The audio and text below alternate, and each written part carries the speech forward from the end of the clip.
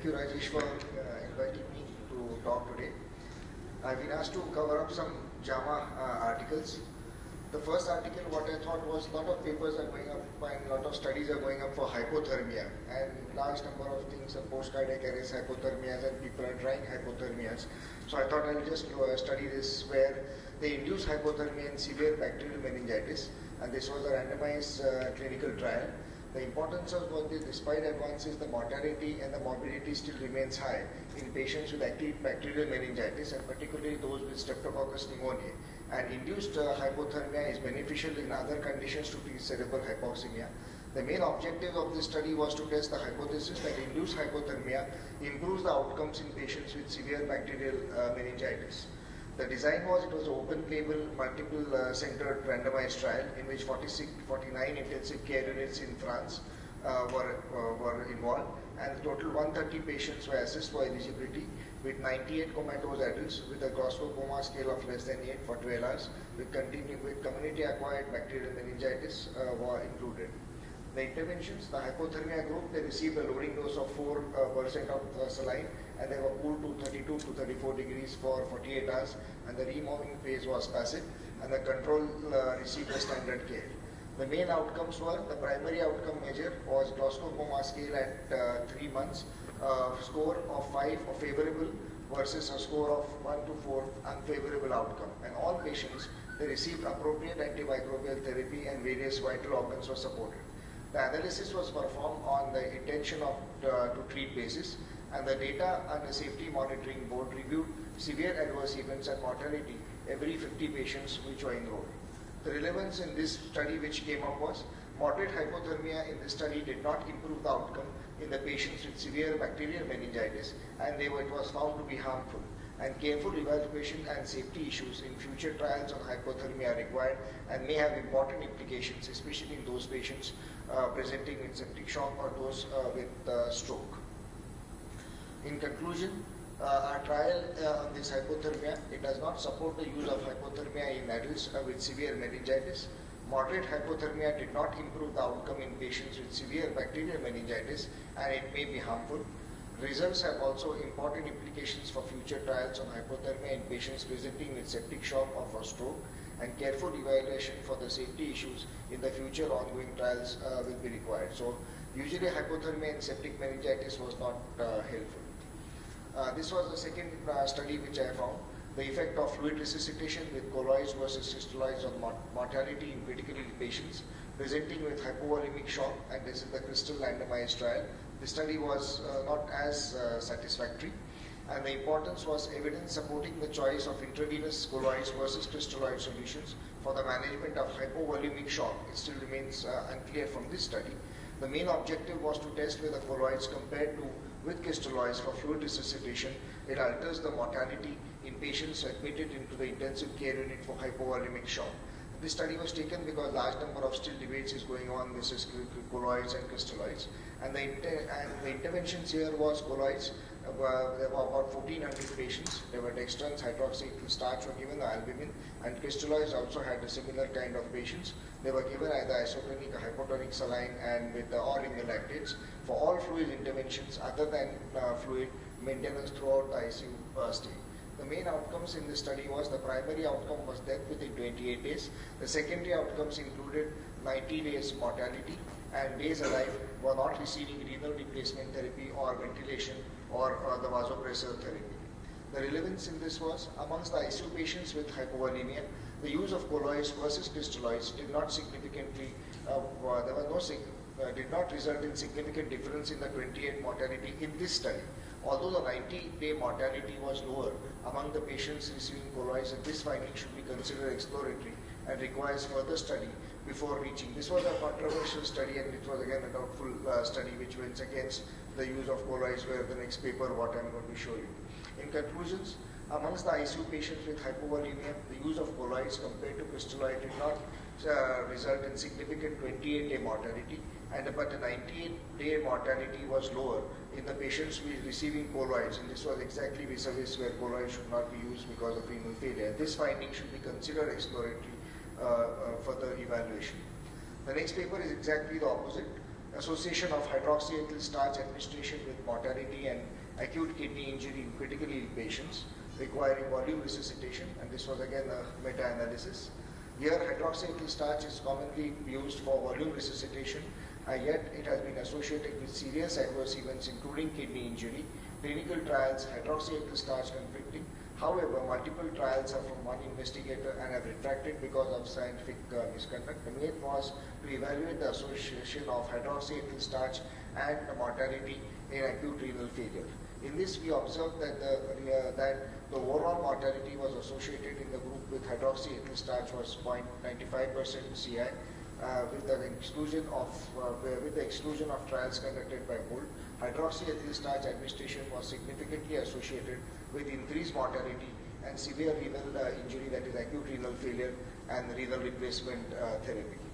And hydroxyethyl starch solutions are effective volume expanders but are not localized to the circulatory system and are known to deposit into the liver, the kidney, the endothelium and the patients of the kidneys, and therefore they can usually precipitate renal failure. And the toxic effects of renal functions have well been documented in experimental and clinical trials, but some researchers have argued that the adverse events depends upon the volume and the molecular weight of hydroxyethyl starch preparations and the patient population. In conclusion, the critically ill patients requiring volume resuscitation, use of hydroxyethyl starch compared with other resuscitation was associated with mortality in this group. Moreover, 7 trials were performed by the investigator whose research have been retracted because of significant scientific misconduct. Hydroxyethyl starch was associated with increased risk of mortality and acute renal failure. The fourth study, what I thought was the effect of steroids on the treatment failure among hospitalized patients with severe community-acquired pneumonia with a high inflammatory response. In this study, the patients with severe community-acquired pneumonia, treatment failure was associated with excessive inflammatory response or worse outcomes. Corticosteroids were given and they may modulate the cytokine release in these patients. But the benefit of this adjuvant therapy still remains controversial. The main study was to assess the effect of steroids in patients with severe community-acquired pneumonia and those with a high associated inflammatory response. Patients with were randomized to receive either intravenous bolus of 0.5 mg per kg per 12 hours of methylprednisolone by 61 patients, and this was compared with a placebo of 59 patients for 5 days, and they were started within 36 hours after admission to the hospital. The main outcomes which are studied was the primary outcome was treatment failure and was defined as a clinical deterioration by the development of shock or the worsening up of the disease, or those patients required invasive mechanical ventilations, or the patient died within 72 hours after the treatment was started.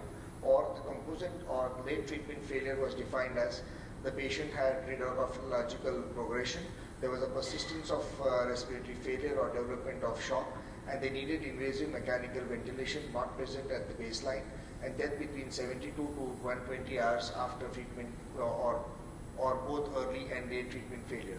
In-hospital mortality was secondary outcome and the adverse events were assessed.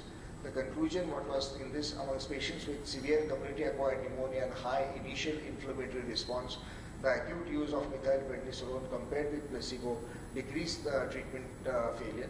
If replicated, these findings would support the use of corticosteroids as adjuvant therapy in this clinical population group.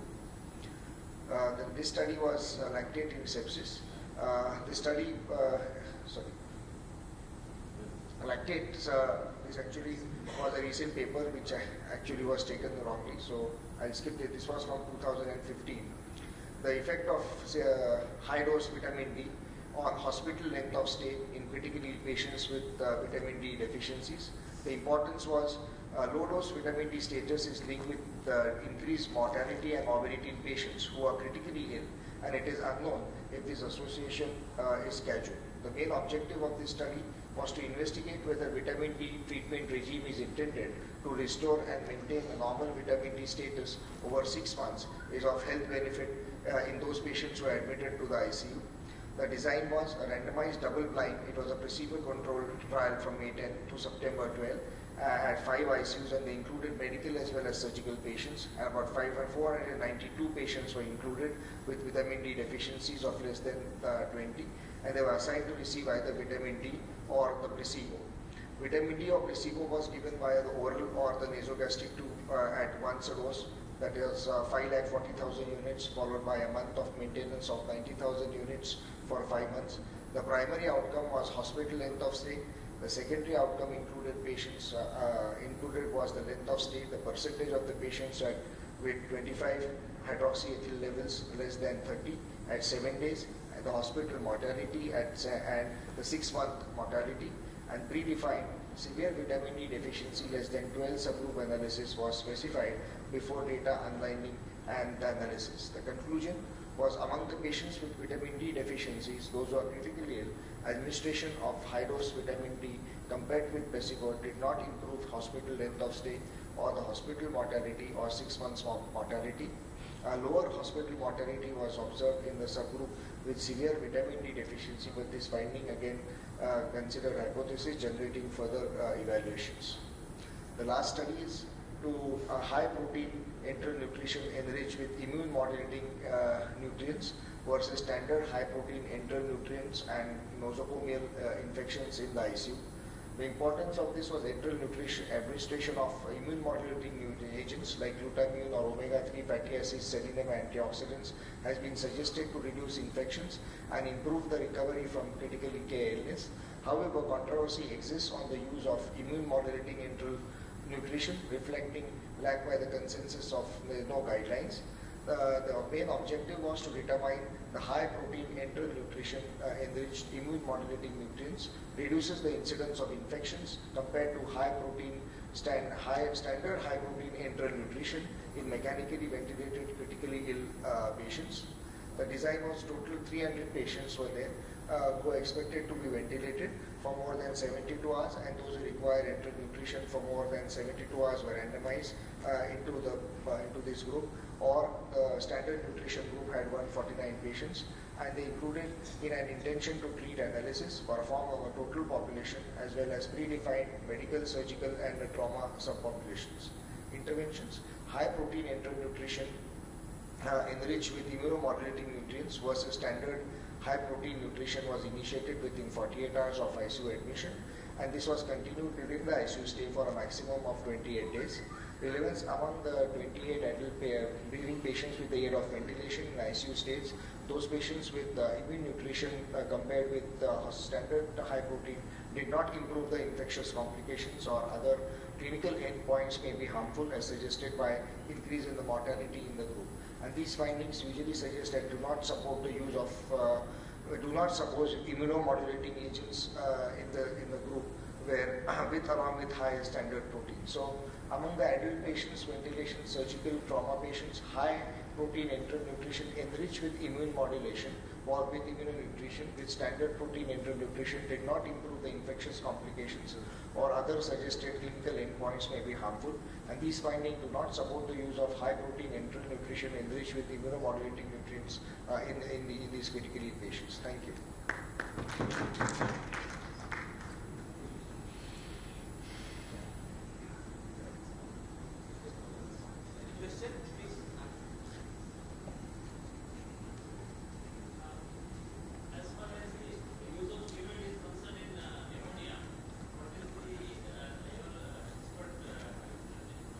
I personally don't use it, to be honest, and even in this study they have shown only those who have really septic. They have suggested to be used only in the first 24 hours, that too in methylprednisolone, only if the circulating septic levels or the circulating inflammatory modulatory levels are quite high.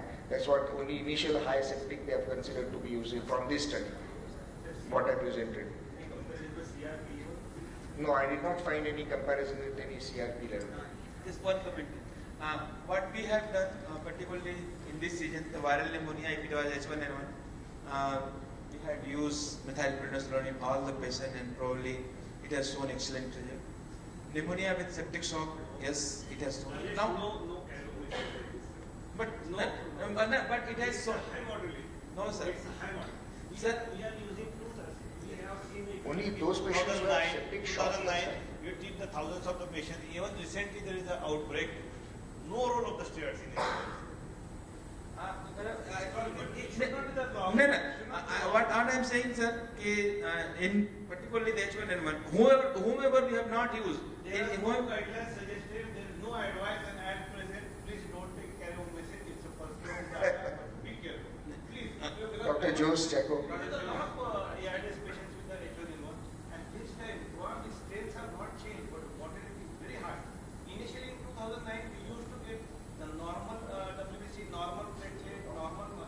This time we are getting the thrombocytopenia, we are getting the multi-organ, we are getting the ERSRE and they have not responded to it. So this is the exact very complex. Thanks, Kapil.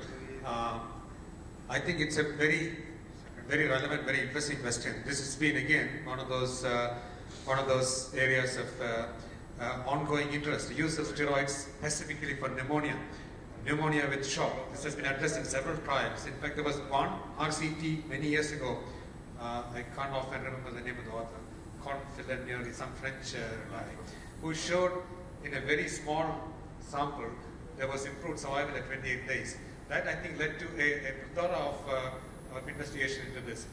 But regarding the paper that you mentioned, there are several questions that we would like to ask.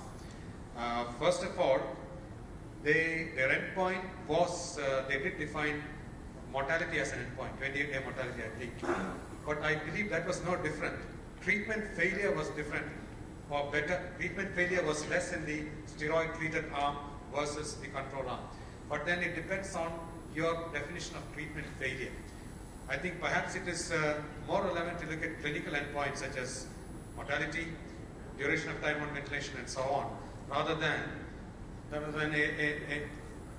unclear, vague outcome such as treatment failure, unless you define it very clearly. That's one point I'd like to make. Yes. Secondly, the question of steroid use in H1N1 pneumonia, the answer is nobody really knows the answer.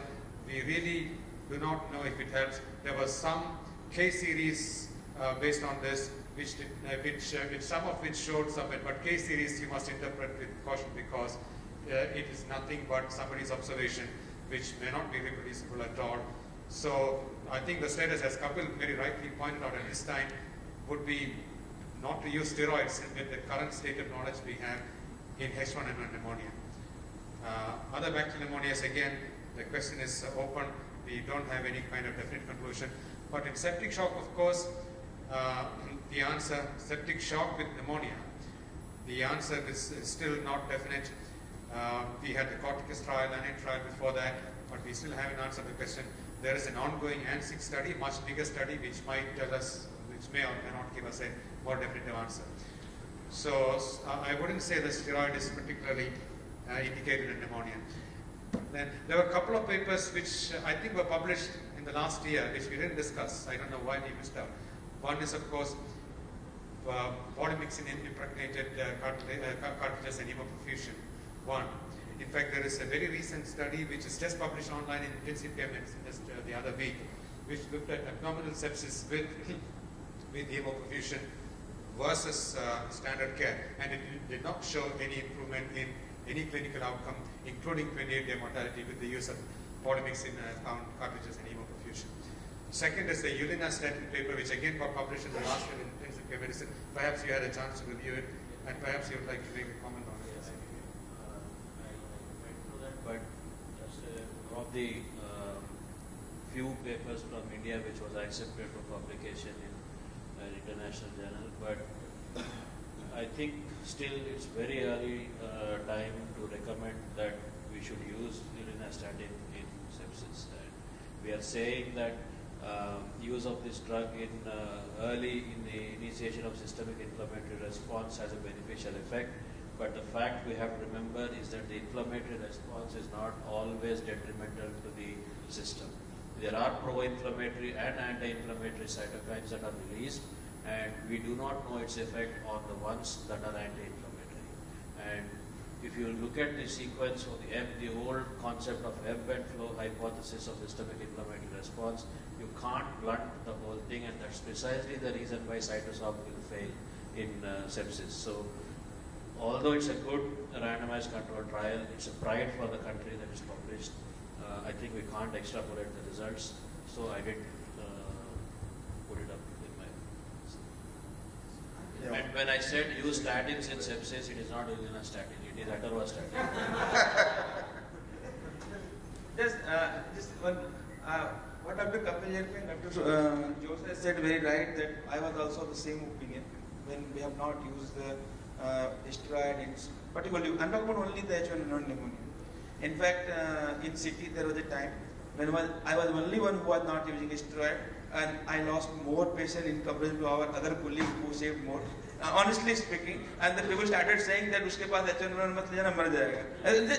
It's just a part, but let me tell you that H1N1 infection, if counts is not high, if platelets are not going down, and if patient is not showing typical sepsis, the moment you give steroid, maybe I am wrong, right, I don't know, but my experience is the moment you give methylprednisolone, it controls inflammatory response in a way that probably you can cut down those ventilator requirement, oxygenation improves, everything you get better, and patient improves very fast. That's my experience in this season.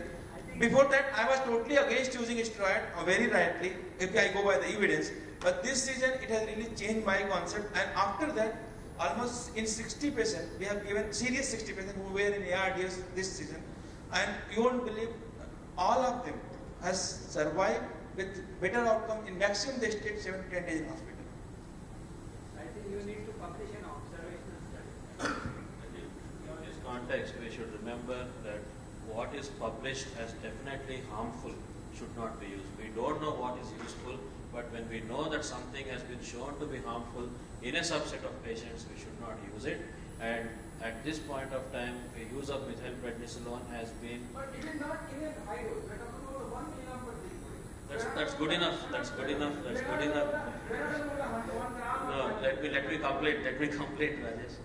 In fact, back home, our state government has actually given guidelines for the management of H1N1, and they have actually said steroids should not be used for H1N1. Very rare for a state government to issue a notification, and we will be treading on very thin ice if yes, viral shedding is more, epithelial shedding is more in viral pneumonia.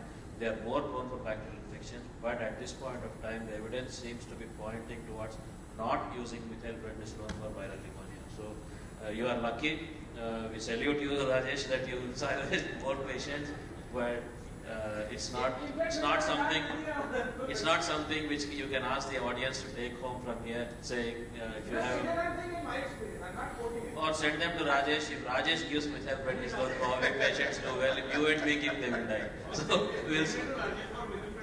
And get it right.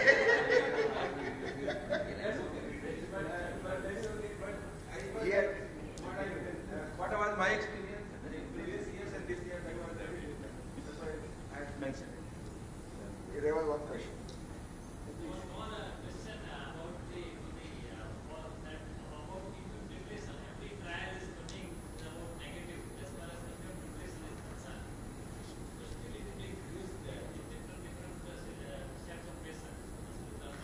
Right.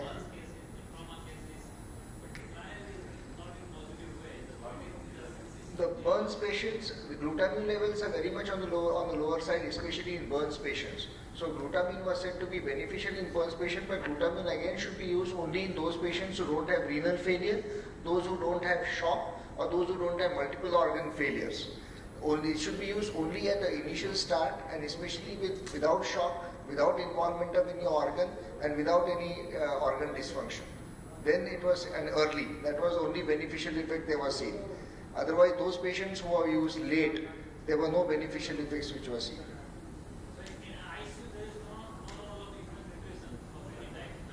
No, actually speaking, no.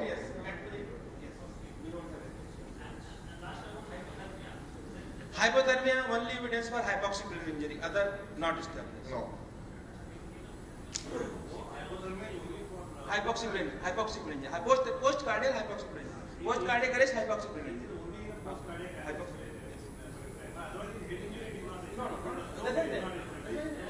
Hypoxic injury, post-cardiac arrest. Post-cardiac arrest, hypoxic injury.